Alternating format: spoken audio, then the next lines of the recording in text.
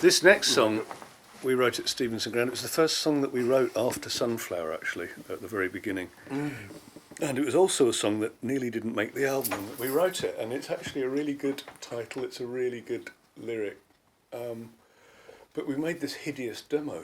It was really horrible. We listened back, and it was just like slow and lethargic and really boring. It was a 12-egg omelette, wasn't it? It was a 12-egg omelette with extra omelette sauce. And Callum heard it, and he went, no, it's really good. What you have to do, and he just took, there was this particularly horrible hook that we had in it that he just took out of it. Get rid of the rubbish.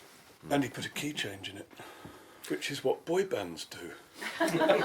Yeah, but it made it possible for me to sing it. That was why, because there's quite a broad stretch vocally in this. Let's hear it, go on, because it...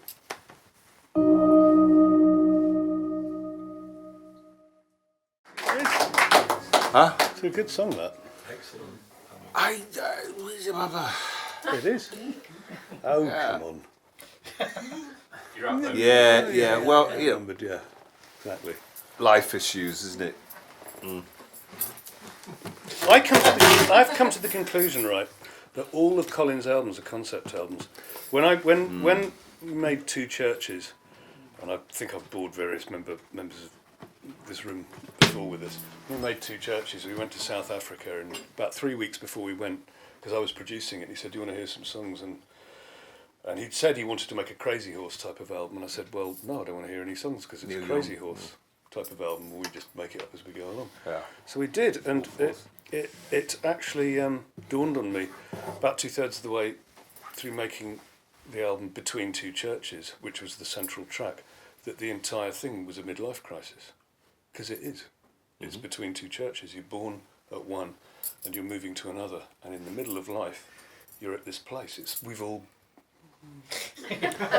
Probably. we've all been there at some level. So this album, what's this album about then? Well, I don't know if any of you have heard It's a breakup. Water on Stone, which was, I confess, and not with great pride, that I'm 2 marriages down. But the songs that I wrote for Water on Stone were before it happened. So when people say, you split up, you'd be good for a few songs, I said, no, I've already written them. I can't possibly do that.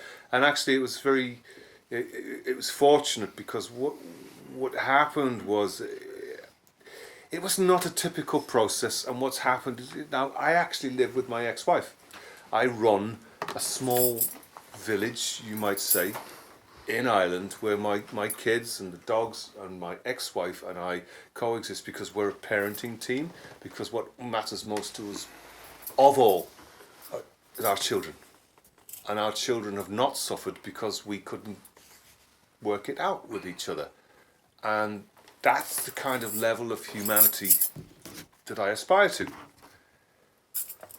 And this album, I'm looking at this, there's a lot of, it could have been construed as perhaps bitter, that song, but it's not. I'm just not the man you want. And there's a lot in this album that's about that, when it's over, who you are. It's kind And of, I remember he always does this. What So, Solzhenitsyn he said always is, does this. songs are about parting, there are better things to do when people meet. Happy songs? What's a happy song? Can anyone remember one that means a damn? I can't. A sad song doesn't mean, it's depressing. No, there's catharsis, there's release, and we're human beings, right? We have... shit happens. Yeah? Sometimes the flower grows, yeah? Okay.